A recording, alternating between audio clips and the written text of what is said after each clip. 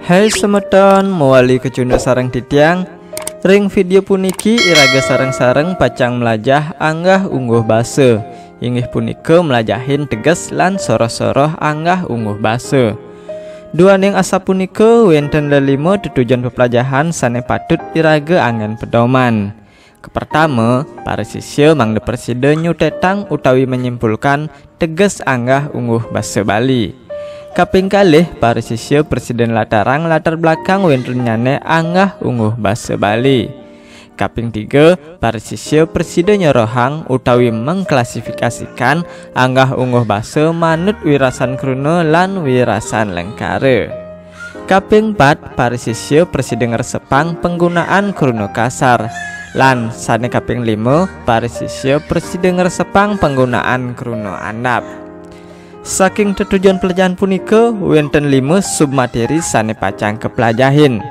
Wenten materi indik tegas utawi pengertian anggah ungguh basa, materi indik latar belakang wenten nyane anggah ungguh basa, soroh-soroh anggah ungguh basa, lan materi kruna kasar lan kruna andap. Yuk langsung aja ke materi yang pertama, yaitu tegas atau pengertian anggah ungguh basa. Anggah ungguhing basa didefinisikan sebagai undag-undagan mabebaosan nganggen basa Bali. Artinya, anggah ungguhing basa itu merupakan tingkat-tingkatan berbahasa dalam bahasa Bali. Nah, apa maksudnya tingkat-tingkatan berbahasa? Dalam bahasa Bali ada yang namanya bahasa alus, bahasa kasar, dan bahasa pertemanan atau bahasa andap. Penggunaannya pun tidak boleh sembarangan dan harus sesuai dengan kondisi pembicaraan dan orang yang diajak berbicara. Maksudnya, jika kondisi pembicaraan santai dan orang yang diajak berbicara akrab, maka bahasa andap atau bahasa pertemanan dapat digunakan. Begitu juga jika kondisi pembicaraan serius dan berbicara dengan orang yang tidak kita kenal dan tidak akrab, maka bahasa haluslah yang hendaknya digunakan. Maka dari itu, jika menggunakan bahasa Bali yang salah dengan orang, maka bisa jadi menyebabkan ketersinggungan. Itulah kenapa bahasa Bali dikatakan mempunyai tingkat-tingkatan, dan tingkat-tingkatan berbahasa Bali itulah yang disebut anggah ungguhing basa. Alasan lainnya kenapa bahasa Bali dikatakan mempunyai undag-undagan mabebaosan atau tingkat-tingkatan berbahasa, karena ada dua ranah atau dua situasi pembicaraan, yaitu situasi santai dan situasi resmi. Dalam bahasa Bali, situasi pembicaraan yang santai adalah pada pergaulan sehari-hari antar teman ataupun saudara. Maka dari itu, pada situasi santai ini bahasa Bali yang digunakan lebih banyak adalah bahasa Bali andap atau bahasa kepare. Sedangkan yang kedua adalah situasi resmi. Penggunaan bahasa Bali dalam situasi yang resmi atau formal dikatakan menggunakan bahasa pakraman, yaitu sebutan untuk bahasa Bali yang digunakan pada situasi resmi atau formal, misalnya pada saat rapat. Nah, maka dari itu, ketika kita menggunakan bahasa Bali pada situasi resmi, maka hendaknya menggunakan bahasa Bali alus.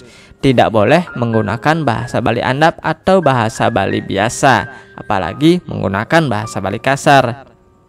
Nah, karena ada dua sebutan penggunaan bahasa Bali, yaitu bahasa Pasuitrayan dan bahasa Pakraman itu, maka dikatakan bahasa Bali itu memiliki tingkat-tingkatan atau undag-undagan. Jadi begitu, bagaimana? Mudah dimengerti bukan? Ayo kita lanjutkan ke materi yang kedua, yaitu latar belakang wenten nyane anggah ungguh basa. Dengan kata lain, latar belakang adanya anggah ungguh basa. Nah, apa sih yang menyebabkan adanya anggah ungguh basa ini? Apakah terjadi begitu saja ataukah ada sebab lainnya? Nah, simak yuk penjelasannya. Dalam masyarakat Bali terdapat tingkatan sosial yang sudah berkembang sejak zaman Majapahit menguasai Bali. Tingkatan sosial ini sering dikenal dengan istilah kasta dan wangsa. Makanya dikenal istilah triwangsa atau orang yang berkasta, dan wangsa jaba atau orang yang tidak mempunyai kasta. Pada zaman dahulu dianggap bahwa orang yang berkasta status sosialnya lebih tinggi daripada orang yang tidak berkasta. Maka dari itu, pada saat itu, orang-orang yang tidak berkasta lebih banyak berprofesi sebagai pekerja kasar, misalnya buruh, pengawal atau prajurit, bahkan pembantu di kerajaan. Sedangkan orang yang berkasta atau golongan triwangsa itu lebih banyak mengambil pekerjaan halus seperti pemerintahan, pengusaha, dan lain sebagainya. Karena adanya perbedaan status sosial ini, maka penggunaan bahasa Bali di antara mereka pun menjadi berbeda. Orang yang tidak berkasta berbicara dengan orang yang berkasta harus menggunakan bahasa Bali halus. Begitu juga sebaliknya, ketika triwangsa yaitu orang yang berkasta berbicara dengan wangsa Jabu atau orang yang tidak berkasta, mereka tidak harus menggunakan bahasa halus. Triwangsa boleh menggunakan bahasa Bali biasa atau bahasa Andap. Nah, perbedaan bahasa Bali inilah yang melatar belakangi adanya anggah ungguhing bahasa Bali. Dimulai karena perbedaan status sosial, kemudian merambah ke cara-cara penggunaan bahasa. Dengan demikian, yang menyebabkan adanya anggah ungguhing bahasa ini tidak lain dan tidak bukan karena adanya pembinaan linggih atau perbedaan kedudukan atau perbedaan status sosial di masyarakat Bali. Sampai saat ini pun di zaman modern, perbedaan status sosial masih tetap ada, meskipun perbedaan status sosial ini tidak mutlak diakibatkan karena kasta. Pada masyarakat Bali di zaman modern ini, pembinaan linggih atau perbedaan kedudukan diakibatkan karena adanya atasan dan bawahan. Atasan atau orang yang dihormati disebut dengan perkangge, dan bawahan atau orang yang harus menghormati disebut dengan parejana.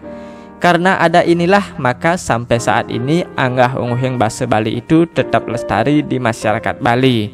Karena dianggap tidak sopan dan tidak benar ketika kita menggunakan bahasa Bali Andap atau bahasa Bali biasa atau bahasa Bali pertemanan kepada orang yang seharusnya dihormati. Begitu juga akan sangat aneh dan sangat janggal ketika kita menggunakan bahasa Bali halus dengan sesama teman atau orang yang sudah akrab. Satu hal yang perlu ditekankan bahwa anggah ungguhing bahasa ini eksis bukan untuk memecah belah masyarakat Bali sebagai masyarakat yang gila hormat atau masyarakat yang ingin dihormati. Namun, eksistensi anggah ungguhing bahasa Bali ini dikarenakan norma kesopanan kitas masyarakat Bali dalam memperlakukan, bersikap, dan berbicara yang selaras dengan norma kesopanan tersebut. Bagaimana? Mudah dimengerti bukan? Yuk kita lanjutkan ke pembahasan yang ketiga, yaitu soroh-soroh atau jenis-jenis anggah ungguhing bahasa. Pada video ini kita akan membahas dan mengelompokkan soroh-soroh anggah ungguhing bahasa.